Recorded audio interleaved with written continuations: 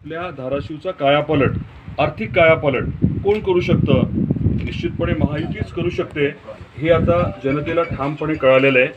त्यामुळे आता जो काही आपल्याला या नगरपरिषदेच्या माध्यमातून यशाचा पाडा बघायला मिळाला आहे, यापेक्षा अधिकचं यश जिल्हा परिषद आणि पंचायत समितीमध्ये जनताच महायुतीला देईल, याचा मला पूर्ण विश्वास आहे. दादा, तुळजापूरचा जे नगरपालिकेच्या संदर्भामध्ये जिल्ह्यामध्ये चर्चेचा विषय झाला होता, राज्यामध्ये चर्चेला गेला होता राज्यामध्ये, पण त्या ठिकाणी सुद्धा भाजपचाच विजय झाला. तुळजापूरच्या बाबतीत काही लोकांनी मी आधी सांगितल्याप्रमाणे षडयंत्र रचून बदनामी करण्याचा अतिशय दुर्दैवी प्रयत्न केला.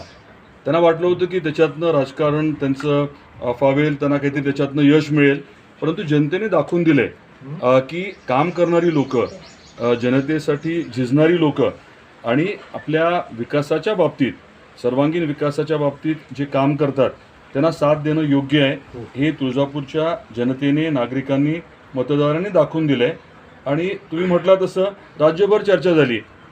तुळजापूरच्या बाबतीमध्ये बदनामी करणारे हे जे लोक आहेत, हे नुसते बोलबच्चन आहेत. मी म्हटल्याप्रमाणे कुठलीही कृती किंवा जनतेच्या हिताचं काम त्यांनी केलेलं नाही आहे आणि जनतेने त्यांची जागा त्यांना दाखवून दिली आहे. ओके, ठीक आहे. घेतलं आपण त्या महायुतीच्या विजयासाठी. महायुतीला महाराष्ट्रामध्येच अभूतपूर्व असं यश मिळालं आहे आणि आपल्या धाराशिव जिल्ह्यात तर महायुतीला ऐतिहासिक यश मिळालेलं आहे.